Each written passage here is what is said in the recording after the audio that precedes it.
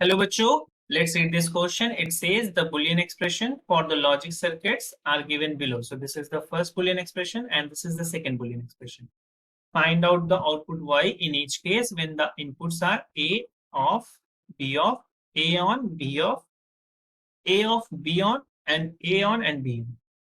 So हमारा first क्या करते हैं, हम लोग पहले वाले सॉल्व करते हैं. तो यहाँ पर जो की कॉन्सेप्ट हमारा जो लग रहा है वो क्या है, लॉजिक गेट का. लॉजिक गेट और बुलियन एक्सप्रेशन का कोई कॉन्सेप्ट है. चलिए, पहला क्या है, सिग्नल हमारा ए है, दूसरा सिग्नल है हमारा बी. देन हम क्या कर लेते हैं, बी बार फाइंड आउट कर लेते हैं. उसके बाद हम क्या निकाल लेते हैं, ए डॉट बी निकाल लेते हैं और ए डॉट बी बार निकाल लेते हैं. तो जो हमारा फाइनल जो आउटपुट है वो है A dot B plus A dot B bar plus A dot B.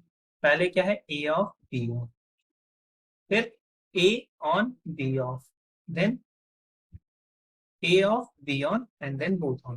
Actually 1 का सेंस होता है on and 0 का सेंस होता है on. B बार क्या हो जाएगा, जस्ट अपोजिट. अगर ये ऑफ था तो ये क्या हो जाएगा, ऑन हो जाएगा, और ऑन था तो ऑफ हो जाएगा. ये अब क्या मिलेगा, A क्या है ऑफ और B क्या है ऑफ है, ये बोथ क्या हो जाएंगे ऑफ.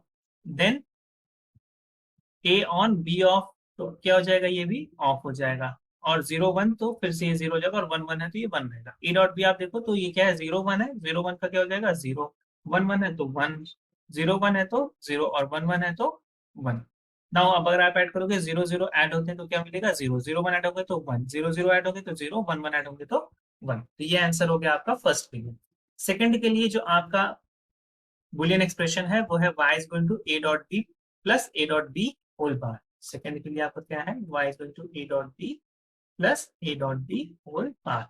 तो फिर से A B then A dot B then A dot B bar and हमारा यहाँ पे एक्सप्रेशन है A dot B plus A dot B bar.